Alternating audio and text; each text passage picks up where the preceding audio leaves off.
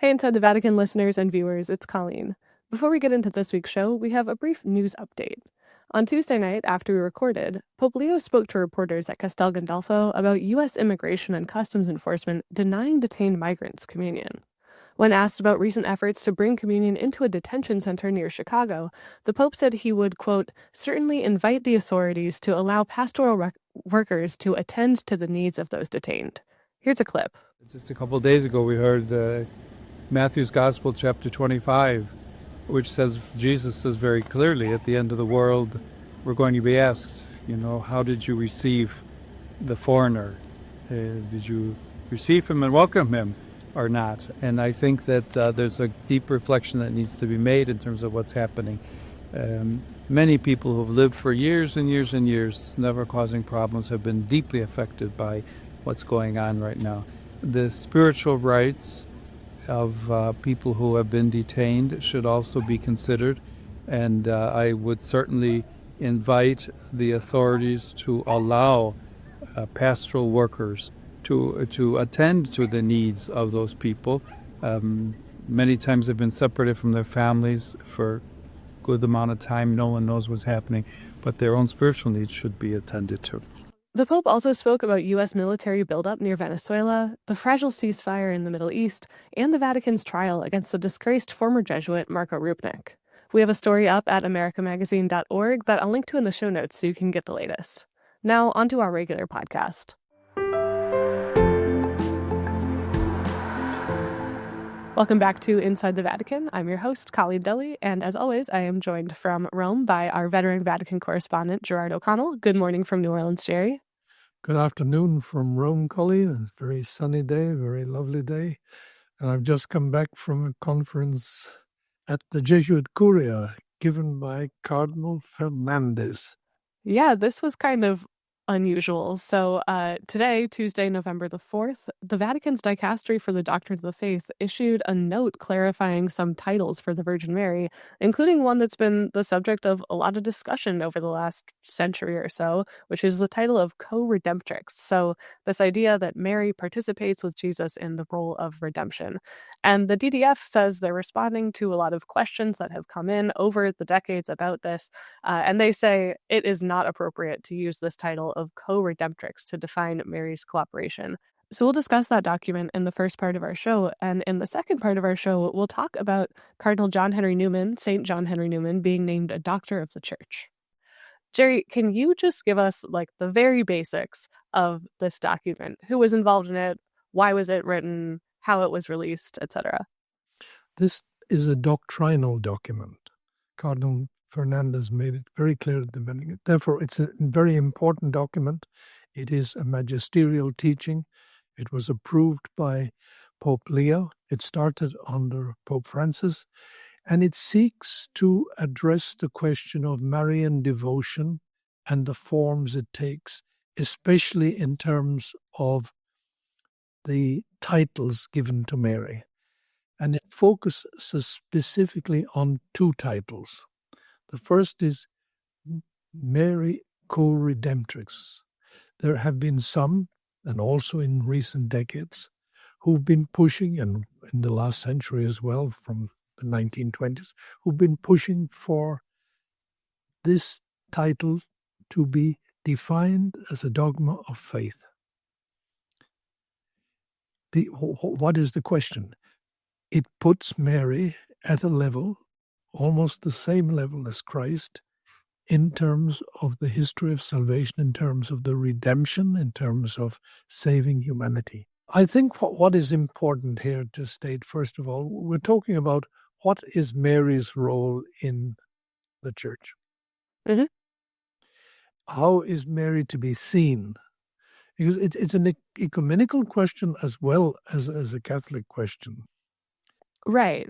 Giving Mary too many high-up titles can complicate things for our dialogue with other Christian churches. Yes, but from the beginning, Mary was given titles. She was always seen as the mother of Jesus, and that's a common thread that's running through this document. And Cardinal Fernandez, Victor Manuel Fernandez, we call him Tucho, he started by saying this is in a very important doctrinal document.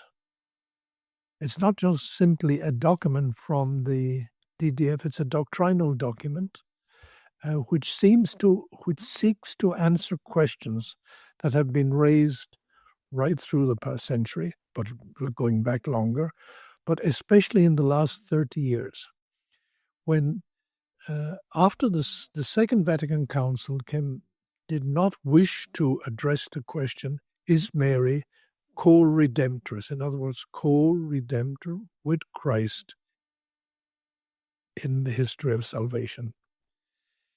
The Second Vatican Council didn't approach it that way. It looked at the whole thing differently, as cooperation, etc., never putting Mary on a par with Christ in any way. But some push Mary's role as if Cardinal Tuccio said, he said they put her almost as a shield protecting people from God. He said, this cannot be. Sure. I kind of get what that's saying. Like, I was a medieval studies minor in college, and there's a lot of stuff where you're kind of trying to get Mary to sort of sneak you in the back door of heaven so that you don't have to face God, that kind of stuff. Yeah, and as if, you get special graces through Mary that God wouldn't give you. But right. Or that Christ wouldn't give you. So the whole point of this document is to say, in no way can Mary be put on a par with Christ. It says Mary is subordinate. She is the first recipient of grace from Christ. She's the first disciple of Christ. And she has been a unique eyewitness to the key events in Christ's life, from conception, birth, growing up, Cana, right through to the cross and the resurrection and Pentecost. So she has been the key eyewitness to these things. Yeah, and they acknowledge that, she cooperates in the work of redemption, right? It would not have happened without her saying yes. It would have had to happen some other way. But that does not make her on par with Christ. It's not appropriate, they say, to use the title co-redemptrix to define Mary's cooperation. And then they elaborate, when you have to explain something so many times to prevent it, they say, to prevent it from straying from a correct meaning, it no longer serves the faith of the people of God. And Jerry, this title has been around for a long time, even used by popes historically. So can you give me a sense of the history of this? Yeah, well, the term goes back to at least to the 1500s, perhaps to the 1000, where Mary was being presented by some as redemptress. But then they put co-redemptress. In the 1500s, this title was there. And there's popular devotion to Mary. And Cardinal Fernandez was very clear. This document is a hymn to popular devotion, popular Marian devotion. It doesn't challenge that. But what it does challenge is various groups, various associations, various gatherings, which, including through apparitions on supernatural phenomenon, which tend to give Mary titles that obscure the central role of Christ. And this sort of has a parallel in the document that the DDF issued earlier on various Marian apparitions, where they were saying that, they're responding to a lot of these things that have arisen, that they've gotten a lot of questions about, and now they're replying to it. And it's interesting. This was a note, this was a kind of format that we were seeing the DDF take regarding a lot of different questions, I think, including the one of same-sex blessings or blessings for people in same-sex couples. There was a kind of a flurry of these documents responding to these. So I kind of wonder if we're going to start seeing more of those again now that we're past the conclave and things have settled a little bit. Well, there is another document coming at the end of November, but I don't want to distract from our discussion. What the purpose of this document is. And it's especially the result of studies over the last 30 years. And they recall that when Cardinal Joseph Ratzinger, the future Pope Benedict, was head of the doctrinal office of the Vatican, a major study was conducted on this whole question of the titles that Mary has and what they mean. Mm-hmm. And it was actually around that time that John Paul II stopped using the term co-redemptrix. He had used it like 7 times and then no longer did after this. John Paul II, in various talks and homilies, etc., used that title co-redemptrix. But when this study came up, and when Cardinal Ratzinger, when they took a vote and expressed their opinions, Cardinal Ratzinger was totally negative. Also, some years later, he repeated this. No way can we put Mary using this language because it confuses people. And it in a way tends to obscure the central role of Christ in history and puts her in a position which does not correspond to the gospel. And Francis said something similar as Pope, right? He said just absolute no. Yeah, but the basis of this document is a very strong biblical starting point. It says, what does the Bible say about Mary? What does the New Testament say about Mary? Let's start with the book of Genesis and the question of woman. But it is this biblical centrality of the picture of Mary that's at the foundation of this document.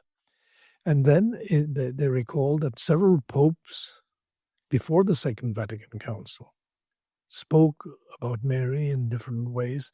And Pius XI was the first pope to use the word co-redemptrix.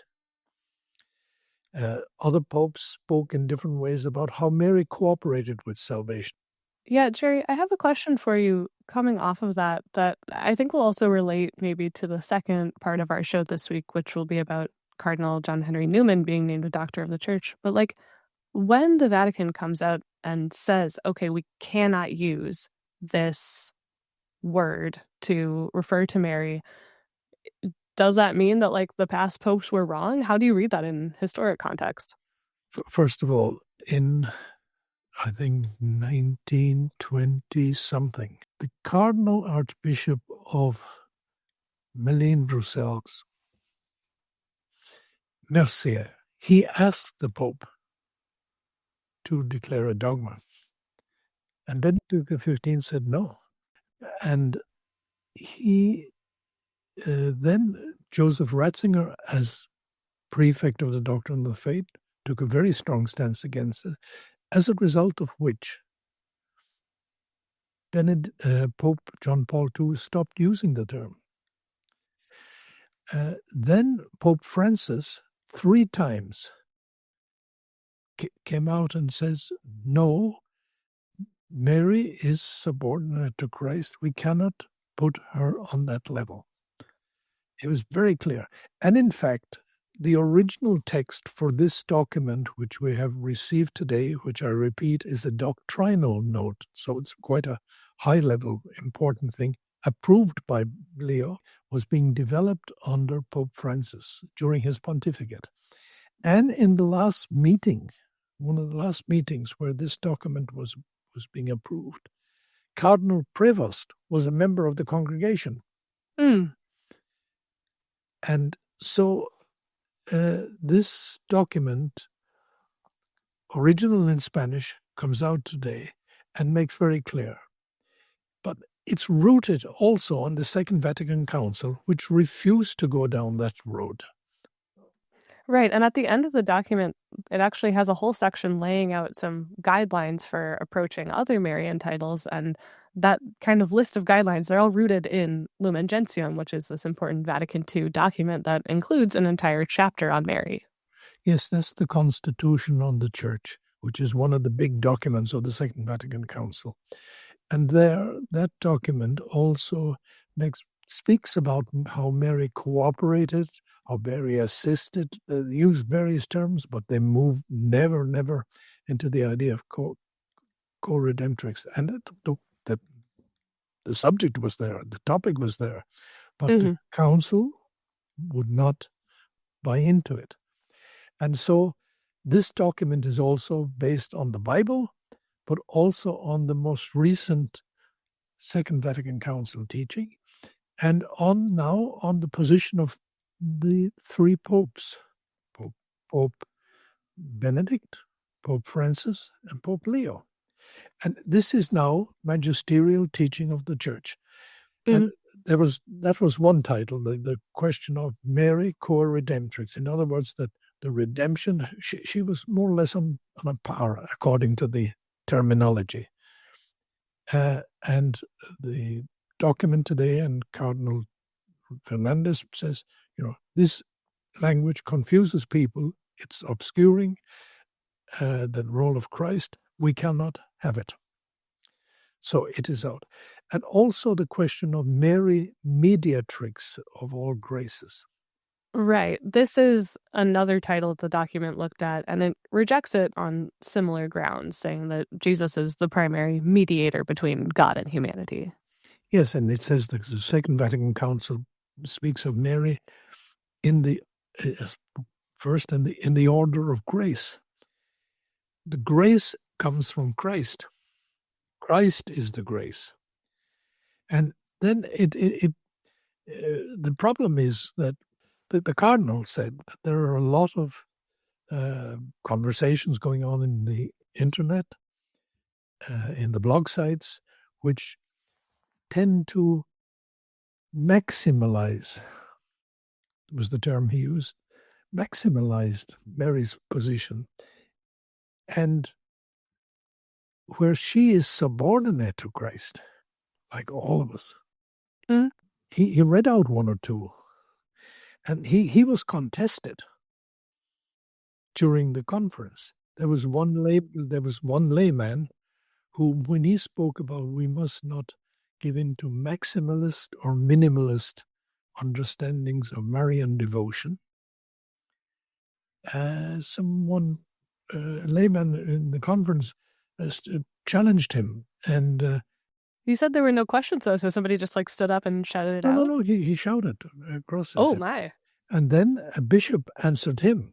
It was quite surprising. I've rarely seen this happen in a conference, but it was there. And then the Cardinal, he was unruffled. He said, I like what St. Teresa says, that the mother that is in the Gospels is the one I relate to.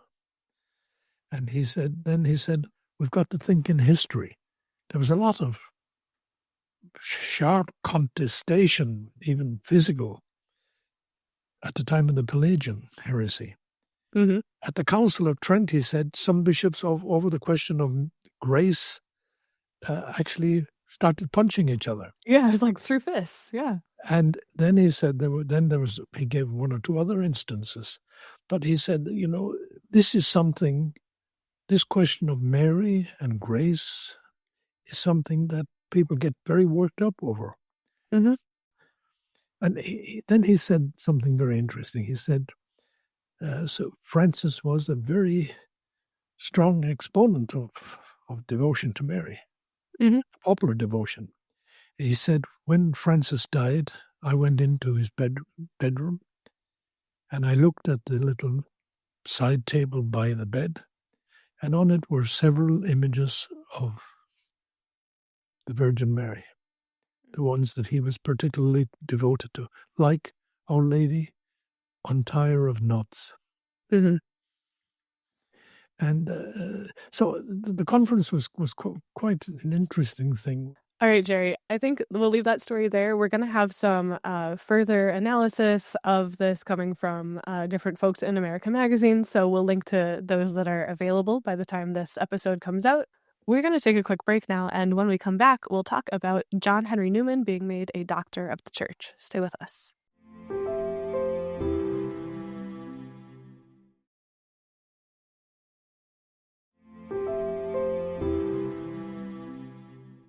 Welcome back.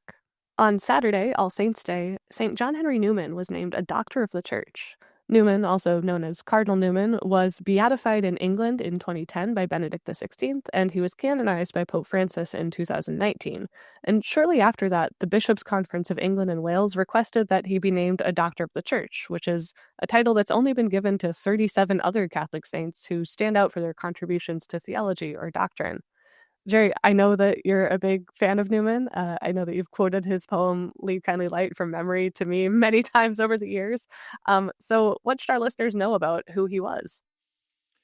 Well, he was, I think, one of the greatest theologians of the last century. He had a major impact on the Second Vatican Council. He started out as an Anglican. He was born into an Anglican family. He went and studied in Oxford. He was always one who was extraordinarily bright. I mean, he was real intellectual, and he went on to become an Anglican priest, first a deacon and priest at the age of 23, 24. And then for the first part of his life, he was also serving in Oxford, the students, the parish work, and he gave some very famous lectures that later became a very important part of his. He became a fellow of the Oriel College in Oxford, I think, and he was seen as really, at the top level. And then but he was always seeking after truth. He read deeply into the scriptures, the fathers of the church, went back, traced the history, and he was ever seeking something. And then this hymn that you mentioned, Lead Kindly Light, I think he wrote it in 1832, 1833. So like as a young man, because he's born in 1801. Yeah, when he was on a return trip from Italy and going by ship. But they had some difficulty arriving at port. And so Lead Kindly Light came out of that, and it's become a hymn shared by all the Christian denominations. And how does he become a Catholic? He was ever seeking more and more, and he was digging back into the history of the church, the history of the English church, and he came to the conclusion that that he wanted to join the Catholic Church. He was Anglican priest. Mm-hmm. And the year he joined, 1845, he became a Catholic. And that same year he published that famous book on the Christian development of Christian doctrine. Right. This is something he's really famous for, is his teaching on how doctrine develops. And it's super accessible. He has it in like an article form that was originally published in one of the student papers, I believe. But so he's known for teaching on development of doctrine, teaching on conscience. We are running a great article in America Magazine on that I can link to in our show notes if our listeners want to read more. But so what's his trajectory from converting to Catholicism to becoming a cardinal? Well, then, he was recognized in England at the time as really one of the top level. Luminaries. Sure. Luminaries, yes, that's a very good word. And he was also known a very extraordinarily good communicator, but also a very good pastor. I mean, remember when he died, the poor people lined the streets for his funeral. And it's interesting that he was directly touched by 4 popes. Leo XIII made him a cardinal. Benedict XVI beatified him. Yep. In Birmingham, near Birmingham. Mm-hmm. I was at it. Then Francis canonized him. And now Leo XIV declares him Doctor of the Church, as you said, now number 38 doctors in the Church, named him as co-patron of the Church's, along with Thomas Aquinas, of the Church's educational mission, and has now named him patron of the urban college in Rome, which is where all the missionary students. It's one of the pontifical universities in Rome. Pontifical universities. He studied there for 2 years. And Jerry, this is all happening in the midst of the Catholic Church's Jubilee for the world of education. And so Newman was kind of tied into all these events. But I want to ask you one more basic question before we talk about that, which is just about this Doctor of the Church title. So like there are a lot of amazing, super famous saints who have this title, Teresa of Avila, Thomas Aquinas, like you mentioned. What does it mean? St. Augustine, right, yeah. What does it mean that he's now a doctor of the Church? Like, does that give extra authoritative weight to his teachings? Well, I would say there are a few things. First of all, it took him some time to be declared saint. And I remember Cardinal Murphy O'Connor in England told me that when, was it John Paul II or Benedict said to him, why can't we have a miracle for Newman? And the question was that people recognize his towering intellectual contribution to Christianity. But the popular devotion was less, although, as I said, when he died, the poor people were in the streets. And then the whole thing changed in a short time. Any idea what changed? Miracles. But I think there's another thing, Colleen, that I think our listeners would be interested in. Sure. He influenced also Mahatma Gandhi. Interesting. I just found out this because a Jesuit priest I know in India sent me an article that he'd written, that Gandhi had been always seeking for truth, and he considered, he knew Newman's hymn, Lead Kindly Light, and he used it often. And he said, he is the really, the finest Englishman that I've known, that I've come to know, man of integrity. And so it's very interesting. This was news to me, and I just learned it this weekend. But he has obviously, he went to Ireland, he spent some years in Ireland, and that's why the Irish bishops supported the British, when the bishops of England and Wales asked Rome after the canonization in 2019 to make him Doctor of the Church. Yeah, the Irish bishops came out in support of that too. Some years later came out and formally supported this and said he was in Dublin for several years and helped set up the university, which was the precursor of what is today University College Dublin. And while there, he gave lectures, and he wrote what became the idea of university, the book. Mm-hmm. And a lot of our listeners in the States will be familiar with like Newman centers that are on almost every non-Catholic college campus in the U.S., obviously named for him. So his reach is very far in this world of education. So it makes a lot of sense, as you mentioned, that he would be named a co-patron of education with Thomas Aquinas, which, between that and the Doctor of the Church thing, like he's in great company. So let's talk now about some of the big messages we got from Pope Leo about education, many of them referring to Newman. Let's talk first about this apostolic letter. This is called Drawing New Maps of Hope. It was released on October 28th. So what's important to know about this letter, Jerry? Well, first of all, the background is that the Catholic Church is the largest non-state provider of education in the world. They have almost under 250,000, 220,000 primary and secondary schools, Then they have universities, so many universities in the States. It is an extraordinary contribution to helping humanize the world. And this is what Pope Leo was trying to bring about. That, it's not a question of academic degrees in a way. It's not a question of you arriving at a level that the companies will love you.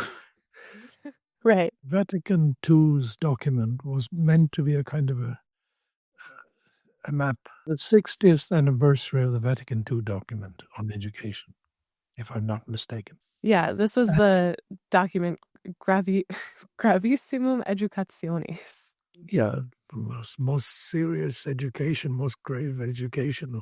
But the whole idea was the Vatican II was seeking to underline the importance of the educational mission of the church. Yeah, they affirm in that document a universal right to education, and then they say the church has an important role to play in that. But then Leo, in this letter, New Maps of Hope, he expands on that. So he kind of addresses some of the big topics that are challenging education in today's world. So, educational exclusion of certain people, the challenges of war, migration, inequality, poverty, digital disruption. But the key takeaway is, I think, the importance of humanity in education, right? He cites Newman as an example of this. He says, a person cannot be confined to a set of measurable skills or a predictable digital profile, but must be recognized as a unique individual with a face, a story, and a calling. Yes, this really is. I think it's meant to help teachers, professors, first of all, understand what is the mission that they have. I mean, you have a lot of Catholic universities, for example, in the United States, a lot of Catholic high schools around the world, some Catholic universities too. What are they trying to achieve? And I think it will be important that this is read and discussed, because the tendency is for the Catholic educational establishment to, of course, they're in competition with their non-Catholic, with the secular, but it's something else. It's to first of all help the integral development of people, students, so that they can see beyond the material, look to the stars. And this was a theme that Leo stressed throughout all of his talks throughout this weekend. There was a homily at Mass with students from pontifical universities. There was his talk to the students who were there for the Jubilee of Education. And then there was a talk to educators. And in all of them, he talked about humanity, the importance of humanity in education. He talked about, at the Mass of the pontifical universities, the need to address students' hunger for truth and meaning, and not just technical knowledge, not just the things that will get you a job, which is the selling point, at least for so many universities here in the US. I can't speak to the rest of the world. And then to the teachers, to the educators in that talk, he talked about the importance of love and joy and interiority in your life to pass on to the students. And he quotes Augustine saying that the role of educators, he says, is a human endeavor, and the very joy of the educational process is a fully human engagement, a flame to melt our souls together, and out of many to make one. And with the students then, which this is the part that stuck out the most to me, he talked about the use of AI in education, which has become such a flashpoint. I'm married to a professor, so he's always talking to me about how his students are trying to use AI for assignments, and then his colleagues are trying to figure out how to get around that. But Leo says to the students, don't let the algorithm write your story. Be the authors yourselves. He says, use technology wisely, but don't let technology use you. Yes, this is a major question there, where many young people are not reading. They have their phones, they read what's on their phones, TikTok, Instagram, whatever. But not the books, not the books for class. Not the book. But what he's saying to the teachers, first of all, you have to relate to them as human beings, as people, children of God. And that's the first thing you communicate. Your respect for them, you're listening to them. It would be very good to put together all that Pope Leo has said about education already, because remember early on he spoke about the need to develop critical thinking, and that was in his first, between the time of his election and the time he was installed as he began his patron ministry. He spoke about the need to help people develop critical thinking. Mm-hmm. And even that talk took up this kind of theme that we've talked about for a couple weeks now on the show of kind of pursuing the truth together. Yes, and this really, and this is where Newman links into it as well, this to help people get beyond the menu that they're being fed day by day through the social media. Mm-hmm. Mm-hmm. And it's a big challenge, I think. And he's telling the teachers, you are to be bright lights, first of all of love, and then of humanity, and then of knowledge to your students, so that they, in their turn, can be lights to the world and bring hope in a world where nihilism and hope is being crushed. And I think these are very inspiring messages, I think. Very inspiring. Well, and they really ring true, you know. Anybody who's ever had their life touched by a teacher, like that's exactly the kind of thing that they would identify that changed things for them. All right, Jerry, so tons of kind of richness theologically in our discussion this week. I appreciate your insights. Our Jesuitical podcast this week also features an interview on Cardinal Newman. So if you would like even more Newman content, that'll be available to you on Friday.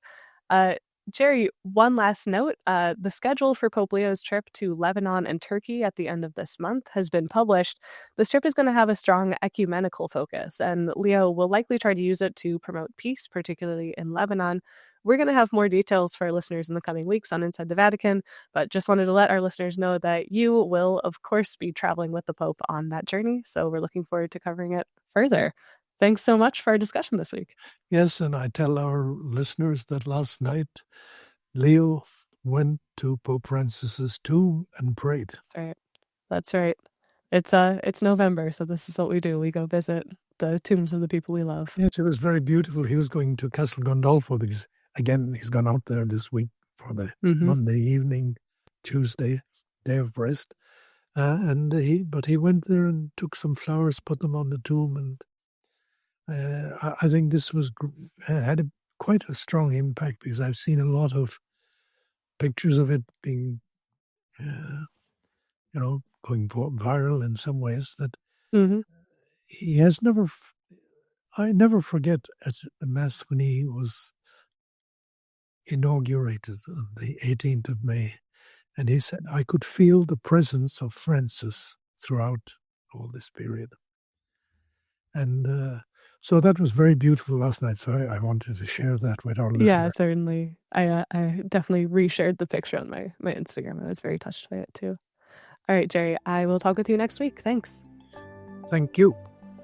Inside the Vatican is produced by me and by Kevin Christopher Robles, who also engineers the show. Production assistance from Will Gualtieri. Sebastian Gomes is our executive producer. You can follow the show on your favorite platforms and subscribe at americamagazine.org to access all of our Vatican coverage. For American Media with Gerard O'Connell, I'm Colleen Dulle. We'll see you next week.